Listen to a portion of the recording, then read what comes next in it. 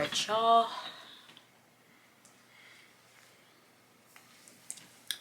Welcome back. Always me every time that it plays you by. Rise up the night, committed a crime. Hello. Welcome back to my channel. Today we're going to be doing my What I Read in March, my March reading wrap up. This month was a pretty good month. I said in my February reading video that I wanted to read more than 3 books, which I did. I read 5. So I read more than 3, and I literally said in that video, rewind the clips. And I plan to read so many books. I said that I wanted to make sure that I didn't basically like jinx it and set myself up to read more than 3 books and then come back and let you guys know that I didn't, but I did. So we're just gonna jump in. I'm gonna go in the order that I read the books. At the end of my last reading wrap video, I also mentioned that the first book that I'd be starting out with for March was going to be The Other Black Girl by Zakiya Dalila Harris. This was a really good start to the month. So basically it's about this girl named Nella. She's the only black employee that works at her publishing firm. And this new girl shows up named Hazel, and she's also a black woman. So Nella feels super relieved because she's never had this before. She's super excited to have someone who understands her so she can make sure so that she has someone like to basically back her up. But once Hazel gets there, weird things start happening. And then both Nella and us as the readers were questioning like what's happening, whose fault is it? Like, it really just makes you question. One of the main parts that I liked was that it was black-based characters. Part of the reason why I like that so much is not only because of representation in general, but it also really tackles the issue of microaggressions and like lack of diversity and lack of representation in the workforce. In this book, there are also time jumps. They're not time jumps that are crazy. Like okay. So the chapters the chapters will be time jumps, right? But like it'll only be discussing like 5 minutes in the before section. Like it won't be like, oh, we did a time jump and now we're going through an entire week's worth of events in that time jump, if that makes sense. So yeah, that was good, but at the same time the time jumps were still just a little bit confusing. Maybe that might just be me, because with the time jumps there's multiple characters that we're time jumping to. So that threw me off a little bit and was a little bit hard for me to pick up on in the beginning of the book. Yeah, another main part, which I described a little bit when talking about what the book is about, is that the main character really starts to question herself, if she can trust herself, if what she is experiencing and believing, if it's based in reality or if it is really just her mind playing tricks on her. And then we as the readers are also having these same thoughts. So it's like kind of an interesting parallel between character and reader, and basically we're both going through the same thought process of like, is she bugging, or like, is she like, does she really need help? Like, there was also a good twist at the end. It was fine. It was a little bit unexpected, which I appreciate from twist. I appreciate when you can't predict them early on or at all. But gonna be giving a spoiler here. The twist had a little bit of a magic element to it. It felt very displaced to me. It felt kind of random. There weren't really any realms of magic anywhere else in the book. So to have that be related to the twist was kind of like, I don't know what's going on. But I mean, it worked out okay, I guess. I feel like it could have been explained a little bit better, but it worked for some people, so that's fine. But overall, I still really enjoyed it. I gave it a 4 out of 5 stars, so pretty strong start. Okay, so the next book that I read in March was Funny You Should Ask by Alyssa Sussman.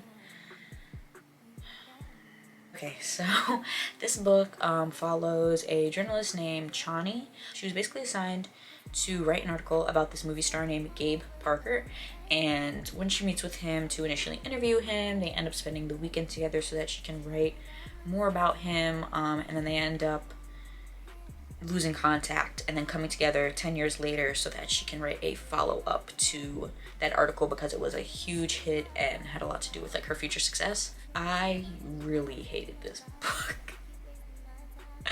I wanted to like it, but it was just really bad. This is what I posted on my Instagram story when I finished reading the book. Like, yeah. It was a fairly short book. If I remember correctly, it was either just shy of 300 or just over 300 pages. And yet it literally was the hardest book for me to finish for this entire month.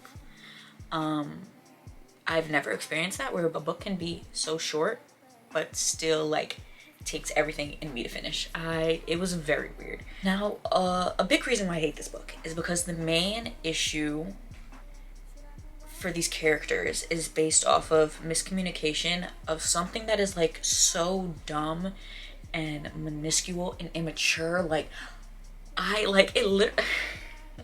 literally like get tense just thinking about it, because when I was reading it and like they revealed to us like what caused them to not talk for 10 literal years, I was like, are we being like, can we just take 2 seconds to be so for real right now? Like, what? Like, and then on top of, like, I guess in relation to that, it was like they knew each other for a weekend, and it wasn't even like a super crazy intimate weekend, because the first day was really like the interview, and then he invited her to a movie premiere, and then I guess like the night and after, I don't know, then there was like a house party and like they got closer then. But I just feel like for that it to only be 2 days, then they end how they do, they don't talk for 10 years, and then for them to somehow still be madly in love over a weekend that did not have really any real chemistry, that like from the pages I read, that chemistry was lacking. It felt very forced. But listen, that's a different topic. That's a different issue. Like 10 years and you're somehow in love with someone you talk to for a weekend? Am I missing something? And then on top of that, with the issue being what it was, like, and the time jump being 10 years, they were in their mid-20s when they first met. So with the time jump of 10 years later, they were like, what, in their mid to late 30s? Still even struggle to address the issue of communication that caused them to not talk for 10 years. And it takes them to like past the halfway mark of the book to even really tackle the issue. Like, you're about to be 40 and you guys still don't know how to communicate? That's a problem. Yeah, I gave this book 2 stars. Sorry, not sorry. That's just the reality. Okay, next book I read after this was The Handmaid's Tale by Margaret Atwood. Pretty good book. Most people know it because of the TV adaptation that was on Hulu. I think it got produced and released in like 2016, 2015.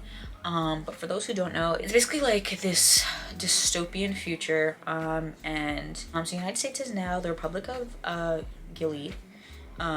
If I'm saying that correctly, and basically women are strictly used for reproduction purposes with like higher ups that they call commanders. That's really their own main purpose. They'll procreate, and then like the child basically be handed off to the commander and their wives. They would take care of the child, and then that woman would just keep creating until she no longer can. So basically for this story we follow a character named Fred, and she is a handmaid. And we basically follow her experience through this, and uncovering just some dark things about this dystopian future that we are reading about, and then also learning about who she was before this kind of like republic took place, the people that she knew before, some of which she knows now. Like, it was really interesting. Another thing, Margaret Atwood is a great author. She is able to give great descriptions and keep like readers engaged. The only thing that threw me off with the writing was that she had selective use of quotations, and what I mean by that is that there didn't seem to be a pattern to when she was using quotation marks. At first I thought it was when women were technically free and like were just living in like regular United States, and then they could speak, versus like now that they're in the future and they're strictly objectified, then they're not allowed to speak freely and they lose quotation marks. Like, but no, there wasn't really a set pattern for the quotation marks. And it felt like every time I thought I found the pattern for how they were being used, a line would come up of a character speaking and then the quotations wouldn't be there when in my theory they should be, and it kind of just threw it all off. The hunch that I really had was that when our main character was by herself speaking or speaking to someone that was on her same level of status, there wouldn't be any quotations to kind of reiterate the idea of like women basically losing their rights and losing like their livelihood, and being reduced to simply a reproductive machine. But then when our main character would talk to someone of a higher level, whether that would be a commander, a commander's wife, basically like their version of like police, then quotations would be used, and it would kind of show that like it's acceptable to speak when spoken to, it's acceptable to talk when your higher up says it's allowed, like to kind of just reinforce the power dynamic and the inequality that's been put in place. But overall, yeah, good book. Gave it 4 stars. Enjoyed it. So the next book that I read was The Last Thing He Told Me by Laura Dave. This book was pretty good, if I do say so myself. We're following Hannah, who is the wife of Owen. They basically like live this picture perfect life. It's perfect while also being quiet, and they're based out of California. And then one day Owen like leaves for work, doesn't come back the next day, and is like, what's going on? And she finds out that like his business, well, it's not his business, but the business that he works at is under federal investigation. People are getting arrested left and right. Like, it's a huge mess. And then this like random student basically like comes to her door and was like, Mr. whatever his last name was told me to give this to you. And it was just like a random note, and it had her name on it. And then when she opened it, it just said protect her. And in regards to that note, it was referencing to her stepdaughter, which is Owen's daughter. Throughout this book, we kind of just uncover why Owen abandoned them, the true issues about what was going on at the company, his past, and figuring out who he really is, if he really is Owen, and basically how this directly affects Hannah's life moving forward. It was really good. The pacing was so good. I really liked it because it was a thriller, and I feel like one thing that happens is that when people write thrillers, sometimes people can kind of like go overboard with like gory details or like extremely tragic and graphic backstories, and like kind of make it feel like, oh, for this to be a true thriller, it has to pack more of a punch. And I felt like this didn't require it as much. Of course, there is a backstory, there is a reveal of who Owen is and why he is in the situation that he's in, but it didn't feel as dark as backstories that I've read. So I really appreciated that. I really found there to be a lot of lovable characters with a good amount of character development. Even the person who ends up quote unquote being like the protagonist, even they seem to be like kind of like a lovable character, to me at least. It made it a lot easier to read because you start to care for the characters, and you kind of like keep reading to make sure that they end up okay. Overall, this book really just highlights the meaning of kind of like doing anything for your family and the complexity that that statement and ideology holds. I gave it a 4.5, but based on my rankings of other books, I kind of want to give it a 4. For YouTube, I'm marking it as 4.25 stars, but on Storygraph, I'm leaving it at 4.5. I don't feel like changing it. Sorry. For my last book, it was a YA read, and it was A Good Girl's Guide to Murder by Holly Jackson. So for anyone that's not familiar with this book, it follows Pip, who's a high school senior. For her capstone project, she decides to cover a crime that happened in her town 5 years ago, which was the murder of Andy Bell. It was recorded as being committed by her boyfriend, Sal Singh. And she feels very confident that Sal was not guilty. He did not murder Andy. And she basically uses this capstone project as an opportunity to prove that.